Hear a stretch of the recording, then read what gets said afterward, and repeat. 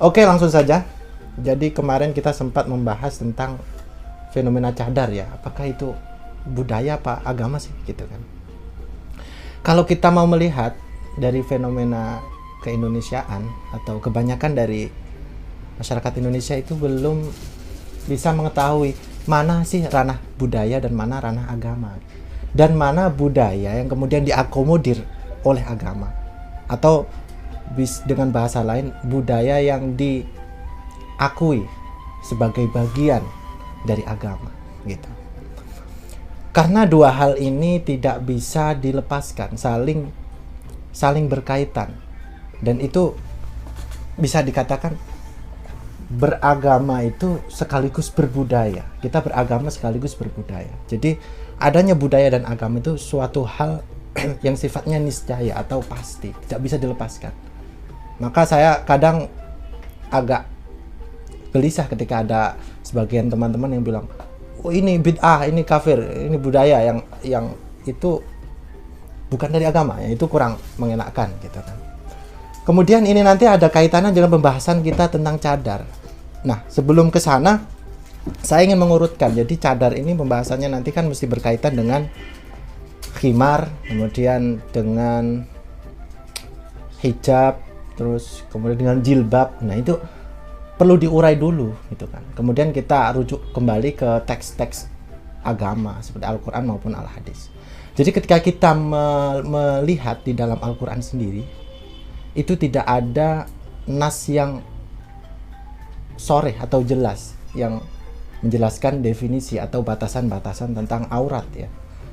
Jadi ketika kita melihat teks Al-Qur'an yang membahas tentang cadar atau tentang himar, itu teksnya itu sifatnya ihtimal atau menerima pemaknaan-pemaknaan yang berbeda-beda karena sifatnya yang masih umum gitu. Misalnya kita lihat di surat An-Nur misalnya yang biasa dirujuk oleh ulama itu.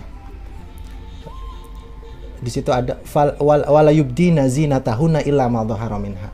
Maka para perempuan itu jangan melihatkan perhiasannya kecuali yang tidak bisa dihindari, ya seperti muka, tangan itu tidak bisa dihindari atau yang biasa terlihat. Nah, ulama-ulama ada yang menafsirkan illa ma dhahara minha itu daruratan, ada yang hajatan, ada yang satunya urfan.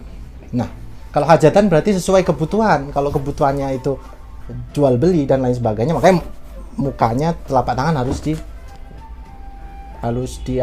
dibuka agar lebih mudah untuk berinteraksi sosialnya seperti itu kan. Kemudian kalau urfan kembali lagi ke pemaknaan sosial, ke pemahaman kesepakatan di dalam masyarakat. Nah gitu. Kalau kita lihat dulu di Jawa di era-era Kiai tempo dulu ya, Kiai tempo dulu itu bunyainya itu kerudungannya cuma begini doang diselampirin. Tapi masyarakat menerima itu, iya kan? Berarti kan kembali kepada pemaknaan masyarakat terhadap aurat. Nah, aurat sendiri di dalam Al-Qur'an, aurat itu kan kalau kita lihat aurat itu kata sifat. Nah, kata sifat itu pasti tidak bisa didefinisikan. Nah, menariknya para fuqaha itu mengatakan tahdidul aurat. Berarti para fuqaha itu membatasi aurat, padahal aurat itu kata sifat. Dan itu sulit untuk didefinisikan, untuk diketahui batasan-batasannya. Nah, apakah para ulama itu melihat al-hadis misalnya? Apakah hadis ada yang mentaksis atau menjelaskan itu? Nah, kita lihat di hadis misalnya, jumhur ulama, dikatakan jumhur ulama itu pasti 50%, minimal 50% atau 60%, 70% ulama itu memakai hadis riwayat Imam Abu Dawud. Jadi an Khalid ibnu Durayk an Sayyidah Aisyah. Jadi hadis ini dari Khalid ibnu Durayk dari Sayyidah Aisyah. Jadi Sayyidah Aisyah menceritakan Asma bintu Abi Bakar, Asma anaknya Abu Bakar. Ketika Asma ini masuk atau menemui Rasulullah, wa alaiha thiyabun riqaq, pakaiannya tipis atau seksi lah zaman sekarang itu.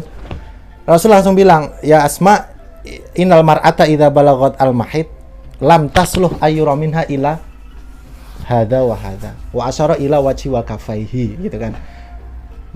Di situ Rasul mengatakan, Asma, kalau perempuan udah masuk di marhalah haid, makanya tidak boleh kelihatan kecuali muka dan telapak tangan. Jumhur fuqaha, jumhur ulama memakai hadis ini sebagai, menurut saya, sebagai ihtiyat atau sebagai sikap moderasi lah terhadap yang terlalu ketat sama yang terlalu longgar. Misalnya kan kalau ulama-ulama yang lain sebagian ada yang mengatakan harus ditutup semua itu aurat kecuali salah satu matanya gitu.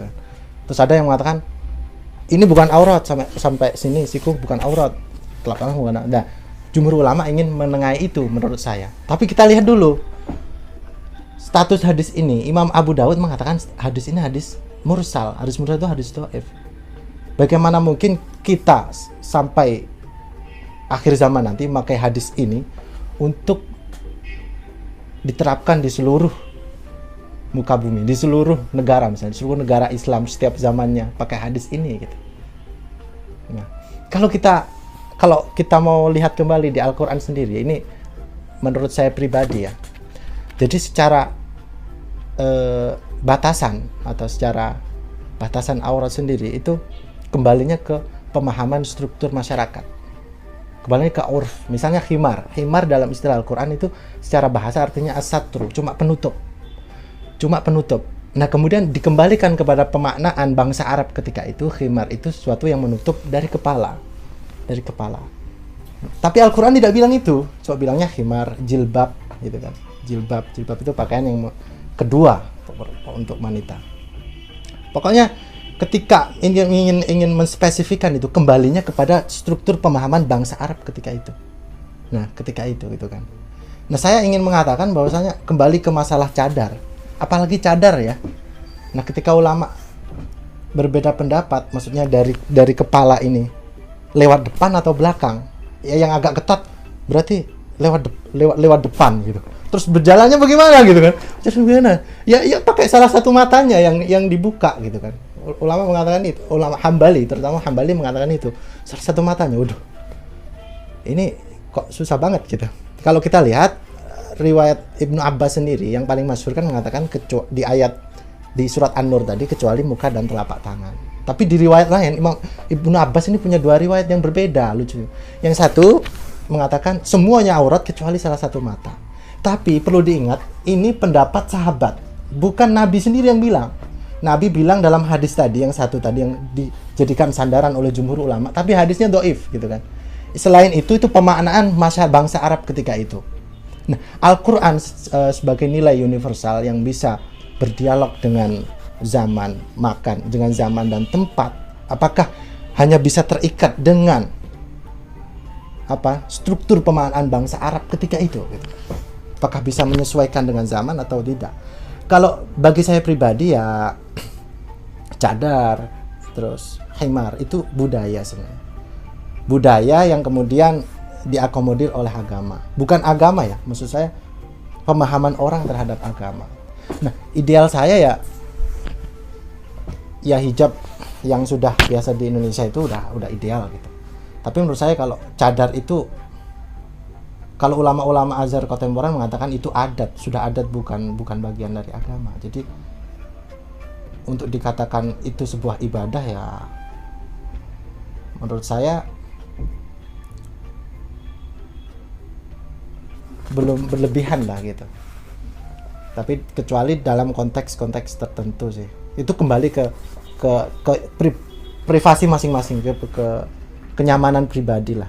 Jadi saya di sini tidak ingin menyudutkan yang bercadar maupun yang tidak atau dan lain sebagainya. Saya jadi seperti jargon channel kami ya, kami hanya berusaha untuk sikap netral, kemudian aktual, secara kontekstual gitu kan, dalam memahami teks-teks agama ini gitu.